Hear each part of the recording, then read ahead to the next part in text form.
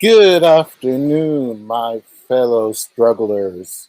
This is me, Ibarro Cortez Jr., aka Lance Danger, 14-year webcomic creator.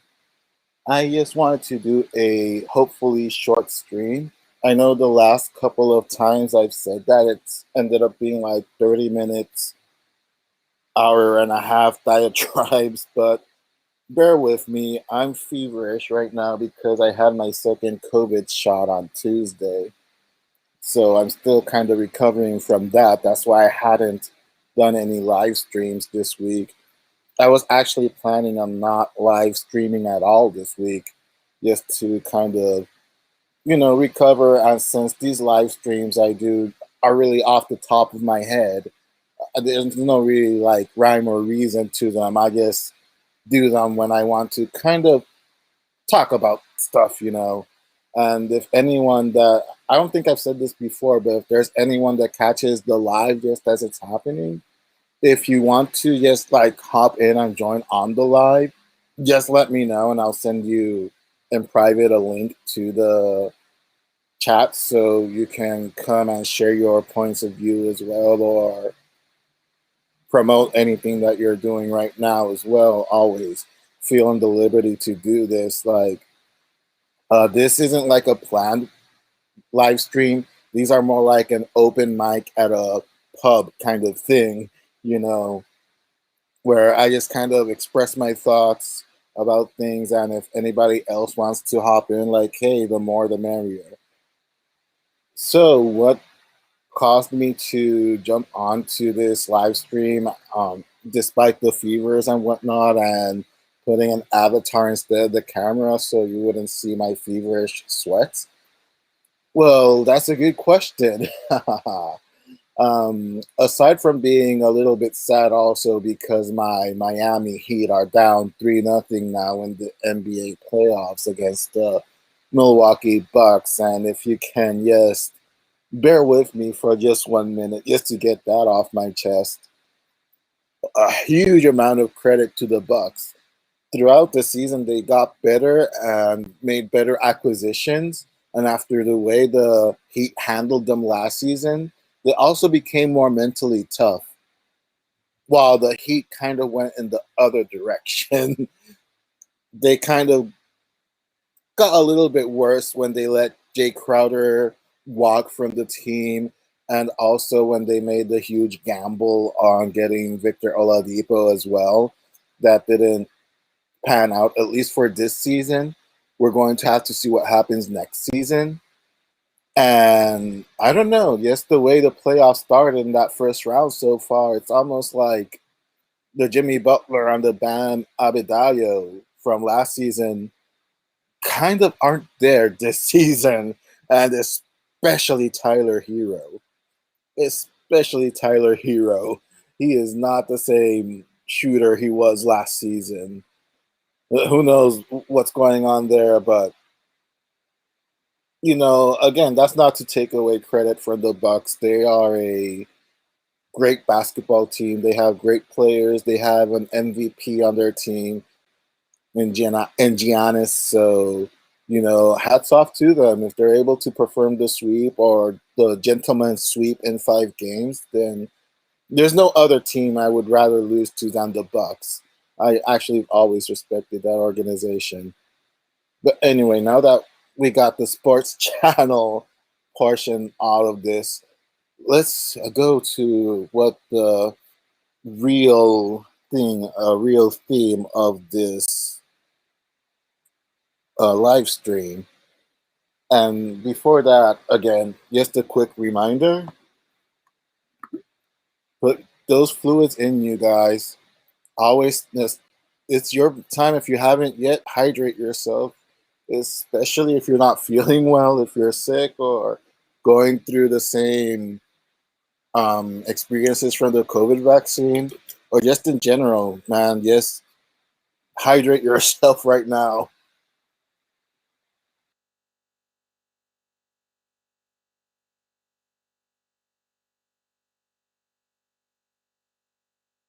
Right, I muted myself for a second because you guys don't need to hear me drinking water like a ravenous horse right now. But anyway, as the title suggests, you can be your own biggest critic, but you also have to be your own biggest fan. And to give context to that and to the description I put into this live stream is based on a post that I put just before this live stream, like maybe an hour ago or 40 minutes ago, where I saw this random YouTube video. I'm not going to say the person who it was or whatever. Besides, it's kind of a general thing anyway, because it happens to a lot of us too. Sometimes it happens to me, admittedly. So I just wanted to talk about how this artist, who is now more of a writer, that I ran into this YouTube guy because I've been kind of browsing around YouTube because I've been getting ideas of probably getting into webtoons, maybe doing like a webtoon exclusive webcomic. I'll talk more about that as I develop it further. But I saw this guy who's been crowdfunding his own comics. He's been doing relatively well from what I've seen. He considers himself more of a writer now than an artist as he used to be. And he puts up samples of his art and other artists that are similar to his style in the indie scene. And then he puts artwork of another guy that has a totally different style, but to the guy on the YouTube video, he kind of uses that guy as the excuse of that's why he's not drawing anymore, because he can't draw at that level. And it kind of struck a chord with me because that's always something that I found somewhat fascinating, to be honest, because it's something that actually hit me at a very young age in high school. Not that I gave up art because I saw someone that was better, but back in high school, I had a friend, or at least I used to consider him a friend back then. And in high school, I was lucky, I guess, that I really wasn't bullied much. I guess I was kind of intimidating because I've always been um, bigger than, I've always been a big guy and athletic. So I had like that kind of unique, weird advantage that I kind of fit in all the groups in high school. Even though I was the lone wolf, I always kind of went my own little way and marched to the beat of my own drum. But if I could sit in a corner by myself, jocks would come by and sit with me and talk with me. And when they would leave, the goth people would come by and have a talk with me. When they would leave, the nerds would come by and talk with me. Like, I would talk to anyone. And everyone pretty much approached me for one reason or another. So I wasn't really bullied in high school.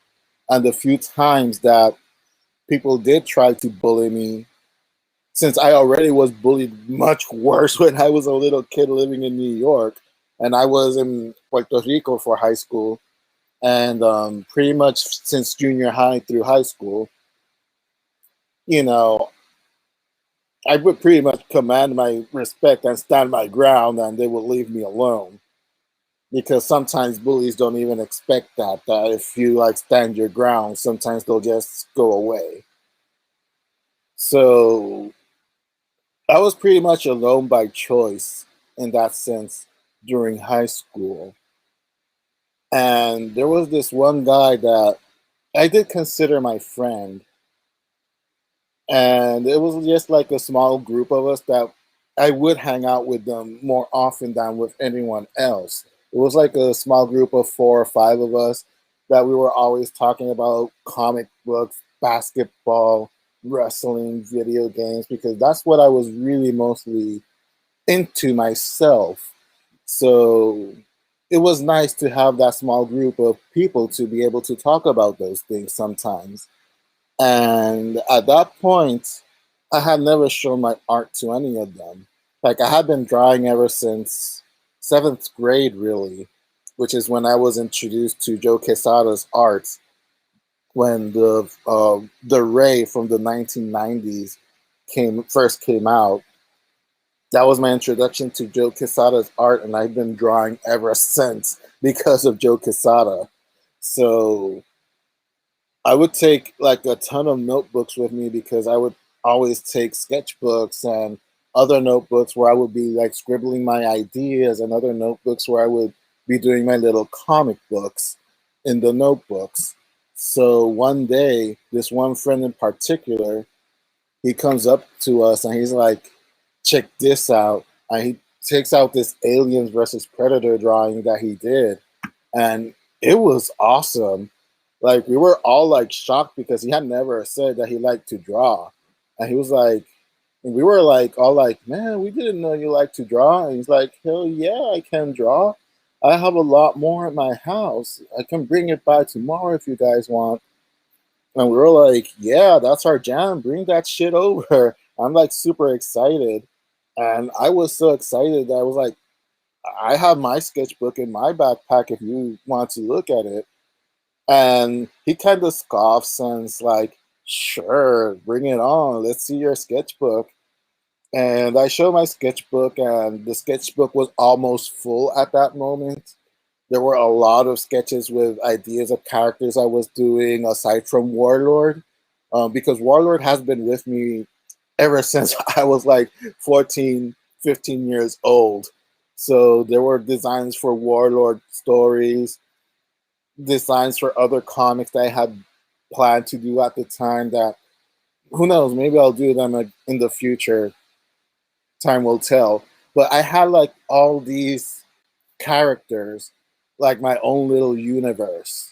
And I would have like the random fan art of like Wildcats or Batman, which is always Batman has always been the biggest character that I've done fan art of. And of course the Ray. And the whole group is excited because like, oh, we have two artists in this group of friends. That is so cool. We should like do something someday. And the one guy that showed his aliens versus predator drawing, the first one that got that conversation going, I noticed he wasn't saying anything. He was just looking at the sketchbook. I'm just kind of starting to get nervous while I'm hearing my other friends, talk about it and whatnot, because it's like I never really had shown my sketchbook much to other people back then. Like that was probably the first time in years that I had shown people my artwork. And back then, this was early 90s. The internet wasn't a thing, at least not how it is right now. That it wasn't like I could go to DeviantArt and post something like that. DeviantArt a didn't even exist back then.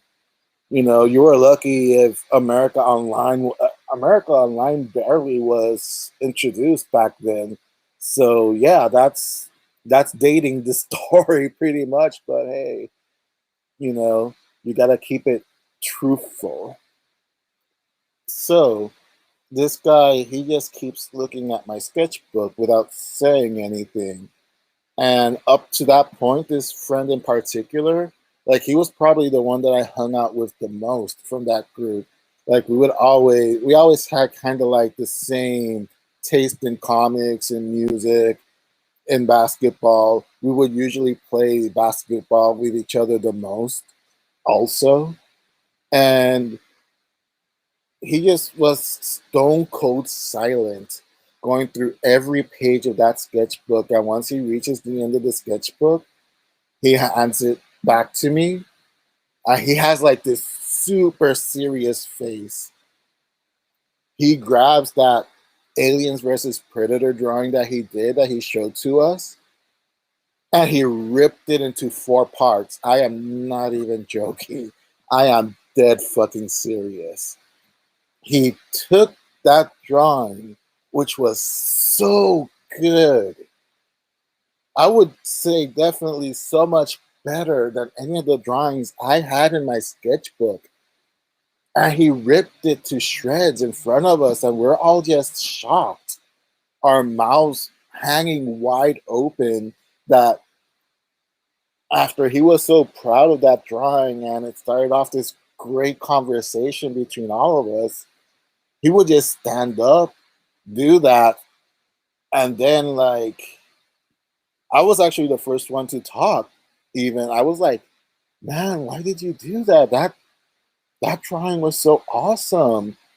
And without even looking back at me, he walks to the trash can and crumples the shreds of the drawing and throws it into the trash can and just says, "I'm not going to draw anymore. Not after that."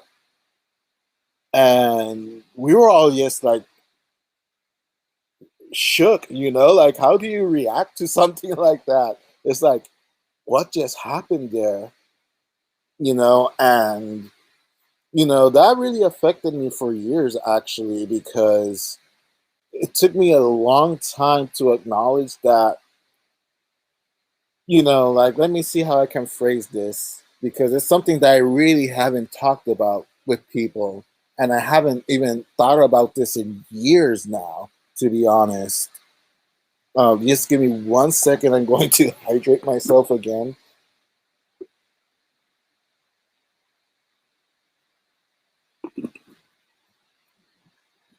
I'm sorry, right now I'm kind of like that character from Doctor Who that's just like the big patch of skin that always has that assistant, and she's screaming always, "Hydrate me!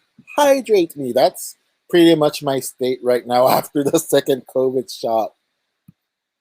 So, where was I? Oh, yeah, he threw the crumpled shreds of his drawing into the trash can. And true to his word, he never drew after that again. And actually, our friendship really changed after that.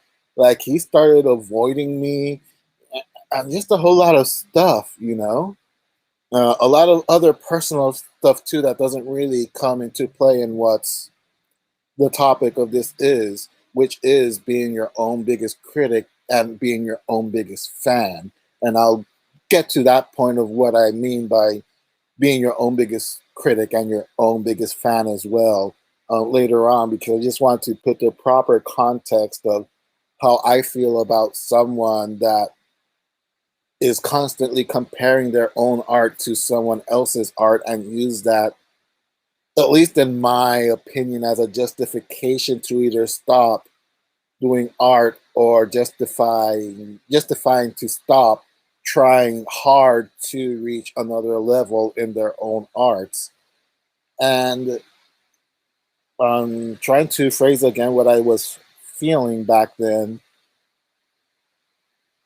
I felt very guilty. I felt like, oh my God, this guy has so much talent and so much potential. And for some reason, I snuffed out that light in him. Like for many years, that was in the back of my mind that it was my fault that he stopped doing all that, you know?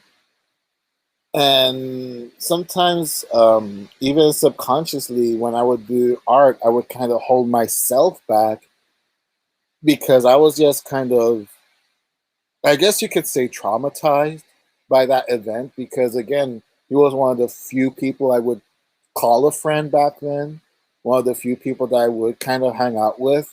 And to suddenly have that cut off because he looked at my sketchbook, like, yeah, that kind of messes you up a little bit up in your head wiring, at least at that young age anyway, when you're still kind of trying to find your own path in life and whatnot.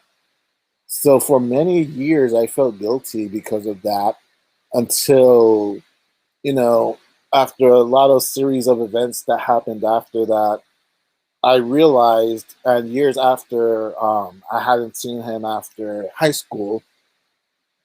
I didn't put a gun to his head and tell him to stop drawing. I didn't take his artwork and ripped it up myself. He did it. He did it on his own. And whether he used my art as that excuse to do that, to just randomly give up, that reflects more on him than it does on me. And it took me a lot of years to just realize that.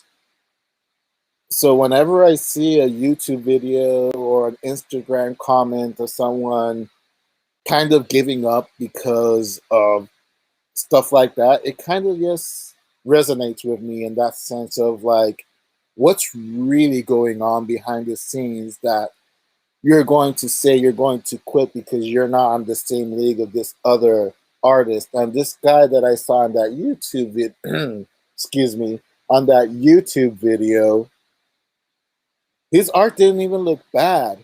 And here's the thing, his artwork of the YouTuber kind of looked like a cross between, I would like to say, Art Adams and Tom McFarlane. It was more on the cartoony, manga-ish style, if you will, which objectively doesn't look bad. And he was comparing his art to a guy that was drawing in a more kind of refined line work like a Jim Lee or a Mark Silvestri kind of art, which is a totally different style. And this artist says, like, my art is so bad. This is why I'm not drawing anymore. Because you look at artists like this and they're on a different level. And it's like, is it that you stopped drawing because that artist was at a different level? Or is because you're afraid to get on the next level yourself? And I don't mean to condescend or sound like I am antagonizing this person, this artist, because everyone has their breaking point and everyone kind of has their own, has to come to their decision as well. But sometimes you have to kind of analyze and wonder how you come to that decision. Give me one brief second. Just got a quick message here.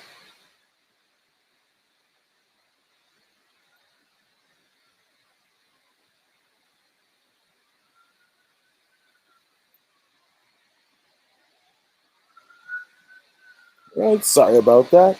As I was saying, sometimes you kind of have to think why you want to give up just because there's someone that's better than you. And the camera's disabled, so I was, of course, doing the air quotes on better. But yeah, sometimes there's a lot more going on, I think. It could be because it's purely anecdotal because of what happened with that guy in high school. I always seem to think that there's always something more in the back of the mind brewing that you'll just give up at the drop of the hat and just quit just because another person might be quote unquote better than you at something. Because here's the thing, like the reality in life is that not just in comics, not just in art, just in life in general, you're going to be very disappointed because there's always going to be someone quote unquote better than you on something. Fred Pearson, the Mighty Warlord, is it the best webcomic out there? I honestly don't think it's even the best Puerto Rican comic out there, you know, and that's not putting myself down. Just because I don't think it might be the best Puerto Rican comic out there doesn't mean that I hate what I'm doing or that I'm just going to give up. No, I'm deep down inside, it's like I'm doing the best that I can do regarding the circumstances, despite the circumstances, better said, of doing this comic because it's not easy. I've been doing Fred Pearson, the Mighty Warlord for almost 15 years now. And truth be told, as I've said before, it should have ended years ago if it weren't for various circumstances that has kept the book going on unexpected hiatuses, but I still keep going because in my heart, it's the best thing I can do despite the circumstances. And to me, that's enough. It's not a perfect comic book. It is not a comic book that is going to always wow you with the art. It's not a comic book that the story is always going to make you have deep thoughts about life. It's just the story that I'm doing my best to put out there. And again, this is where being your own biggest critic can help you. You have to acknowledge that there's always going to be areas that you're going to have to improve. With the Mighty Warlord, I take kind of the philosophy of finish, not perfect. With Warlord, I am doing the writing, I'm doing the line art, I'm doing the coloring, I'm doing the lettering, I'm doing the editing, promotion, PR. You know, I'm a one man show on the thing. And obviously, I'm going to have to make compromises because of the time restraints on being able to do such a massive comic book by myself. Like any other webcomic creator or indie comic book creator in general, probably the best thing would be to like create something small first and then once you gain more experience, once you gain more traction, once you're able to manage your schedule, maybe do a long form story, like start off with a one shot or something or a series of mini series or whatever of some other thing. But I started from go with Warlord, like, okay, I'm going to do a story that's going to end in 7 years. Yeah, what can I say? I was younger and bold at the time. It seemed like a good idea at the time. But again, there are times that you have to compromise. That's when you have to be your own biggest critic because sometimes the people that give you criticism, you have to be able to see the difference between a good criticism and a bad criticism because there are bad criticism also. Like for example, like sometimes way back in the day, in the beginning, in the comic book community, in the forums where I would upload the comic with other Puerto Rican peers, they would say some would say that I actually didn't handle criticism very well. And this is what I had to explain to them multiple times until they themselves found themselves in the situations that I was later on as well. That if somebody would come to me with a criticism saying, I'm not feeling this page, but if you fix the perspective and watch the anatomy on these characters a little bit, then the page would be a lot better. Like I would applaud that kind of criticism because that person is telling me why they're not feeling that page and what they would do to improve it if it were them. I find value in that kind of criticism because then it makes me think like, well, what if I did do this from a different angle, or what if I do mess with the proportions a little bit better for the next page? It's things that are more constructive. That is a constructive criticism right there. And that's great, man. Absolutely. I am all for the constructive criticism. And nobody can ever say that if somebody approached me with that kind of criticism, that I've turned them away or anything like that. Because sometimes I myself, after posting the page, I think to myself, well, I could have done this better, but at least the page is posted, and now I know I can, if I have a little bit more time to work on the art side, I can improve on this and this and that. as opposed to a comment which is just like, oh, your art sucks.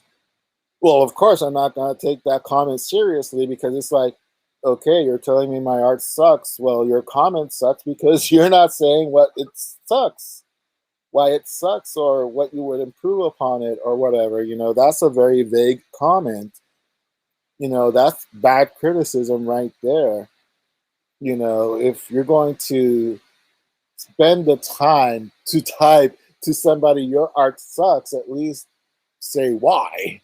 At least I will respect that comment more than just seeing you as just, yeah, whatever, well, your comment sucks.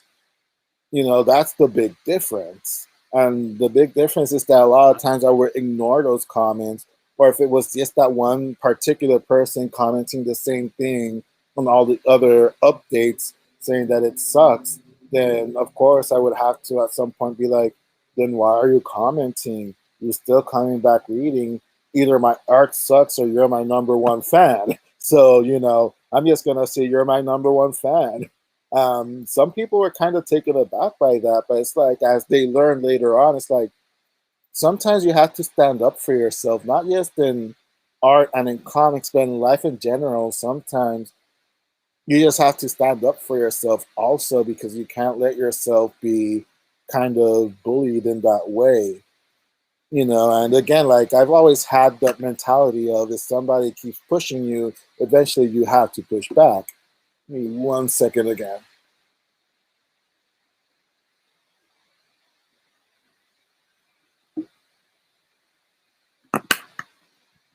So yeah, you have to push back, and that's where being your own biggest fan comes in.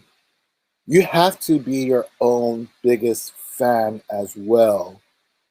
Because if you don't have at least that confidence or at least that determination to put your stuff out there, no one's going to have that determination for you. Nobody's going to do the stuff for you. You have to put your vision and your work out there. You have to have that self-awareness. You have to have that, that it factor of saying, I'm putting my work out there, whatever happens, and I'm going to see with my own eyes, prove with my own hands that what I'm putting out there is the things that I can do to the best of my talents despite the circumstances. Because again, a lot of us indie creators are a one person show. So it's a lot more difficult. Like, for example, back in the day, again, in the same forums in Puerto Rico, even though a lot of artists will deny it, I helped them a lot in the beginning, like giving ideas or showing them the ropes or how to post in one place or where to post in another place, kind of to like get their feet wet and doing stuff. And they would generate kind of this idea that they were better than me.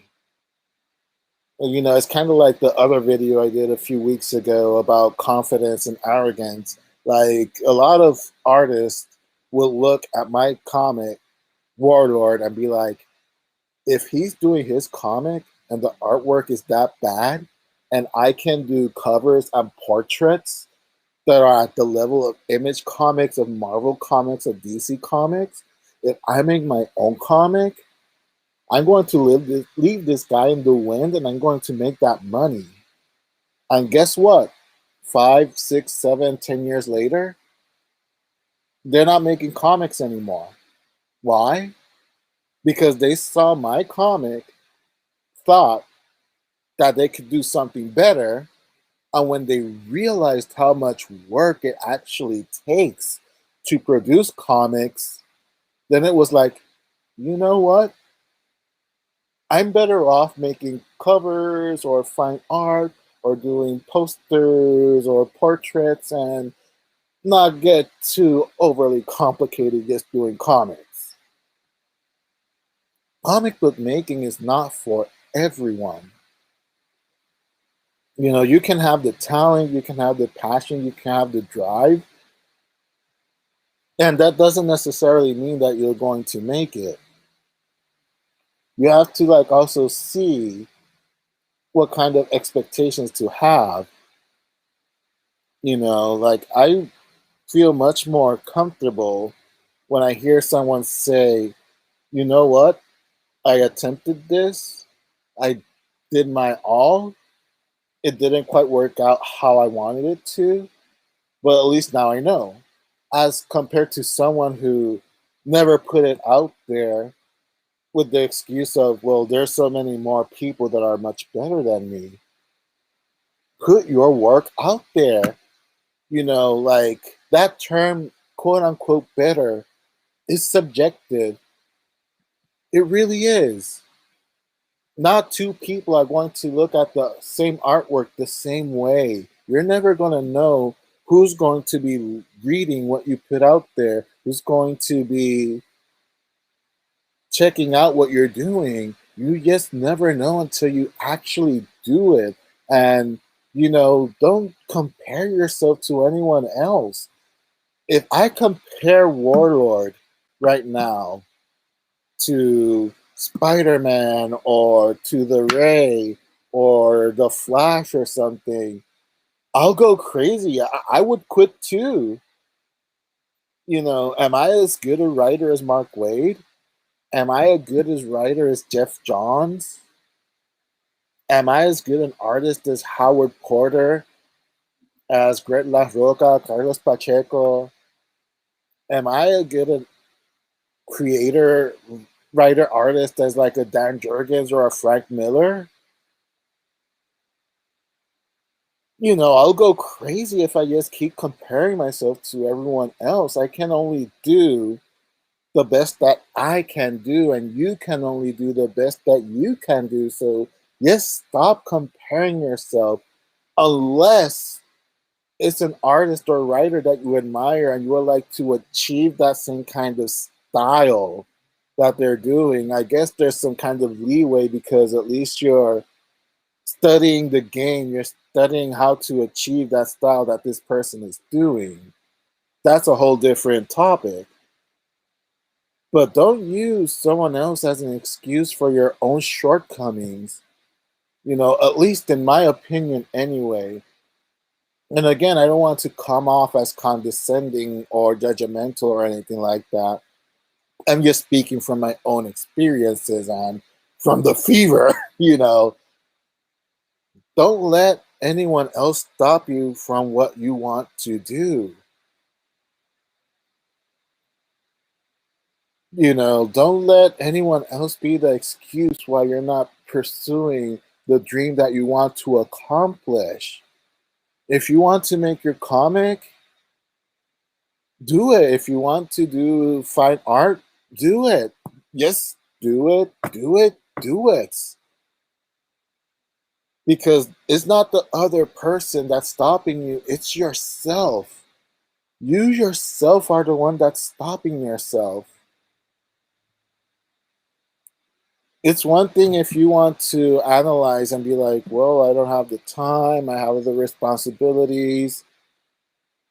If you can't legitimately schedule your time to be able to do it, that's perfectly excusable as well. That's understandable. But don't use another person as an excuse to justify your inaction. Again, in my opinion, that's, you have to like at least try, man. At least put it out there and don't worry about whether this guy does better than you, draws better than you, or writes better than you, or creates better than you. Because again, artists that can replicate covers and single panels out of a page of big comic book artists. And I have seen that artwork of those other artists, and they're actually very, very good. But again, doing that, having maybe 5, 6 hours to do that single thing is way different than trying to handle a deadline and a schedule for doing pages for the actual comic book. And that's the reality that came crashing down on the head on a lot of those artists that looked down on me back then when I was doing first starting my comic of the Mighty Warlord. And because I am my own biggest critic, sometimes you will see that the art on Warlord is a lot quote unquote better than other times throughout the series. It all depends on the time I have available to dedicate to the page, the physical health, the emotional health that I'm going through, making that page as well. Like it's a lot of different circumstances. So I always keep in mind that even though I'm not probably doing the best page I could do, I'm keeping all those mental checks and all those mental paper clips and highlights and mental post-it notes that okay, I can work this kind of panel better on the next page or 2 pages down. I can do this better, I can do that better, and just keep moving on.